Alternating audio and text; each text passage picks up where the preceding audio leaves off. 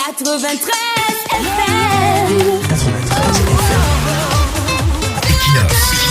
Radio.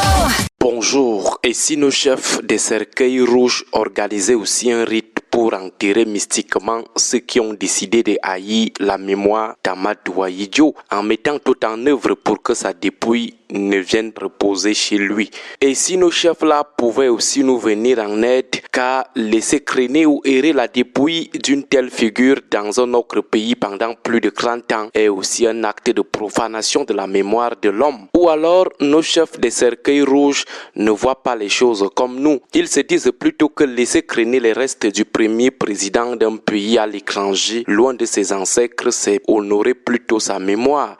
Sinon, comment comprendre leur traitement mystique à géométrie variable? Pourquoi ne peuvent-ils pas jouer aussi les justiciers de la mémoire d'Amadou Ahidjo? Pourquoi ne peuvent-ils pas aussi chercher les photos de ceux qui refusent de faire reposer Ahidjo dans son village, chercher aussi des cercueils, même un seul, chercher des brouettes, même une seule, pour faire leurs obsèques? Nous diront-ils qu'ils ne peuvent pas le faire parce que Ahidjo n'est pas du RDPC? Nous diront-ils qu'ils ne peuvent pas faire ce rite parce qu'Ahidjo n'est pas fils de la Léquier comme André Marimbida, mais ils nous laisseront croire que leur indignation se limite aux frères de la tribu, c'est-à-dire que ça ne leur dit rien lorsqu'il s'agit de la profanation de la mémoire des autres.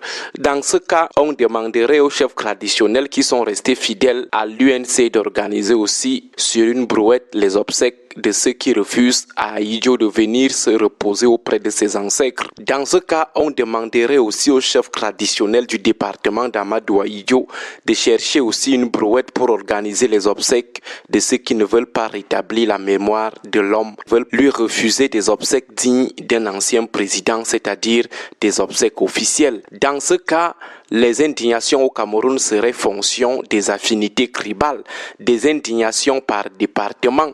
Chaque département, chaque tribu défend l'honneur de la mémoire de son enfant décédé. Chaque département ou chaque tribu mettra sur pied un magasin de brouettes, une petite menuiserie, des cercueils rouges et un petit secrétariat pour imprimer les photos de ceux qui insulteront la mémoire de leur fils. Chaque département ou chaque tribu constituera une petite équipe de 2 ou 3 chefs traditionnels spécialisés dans les obsèques de ceux qui essayeront de profaner la mémoire de leur fils. Et dans le cas de la banalisation de l'honneur et de la mémoire d'Ahidjo, il n'est pas question d'un simple tweet, hommage qui est mal apprécié. Non, c'est encore plus grave.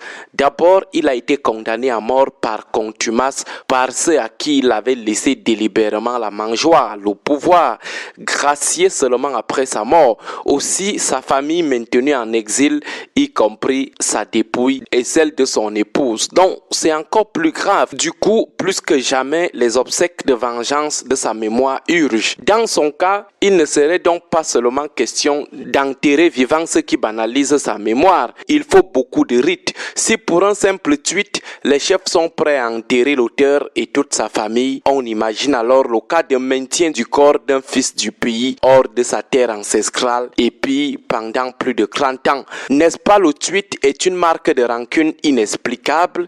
N'est-ce pas dire d'un mort qu'il réfléchissait sous le prisme ethno-idéologique est une abomination totale, une insulte totale? Que dira-t-on alors du cas où vous refusez de sentir dans vos périmètres même le corps de quelqu'un que vous détestiez?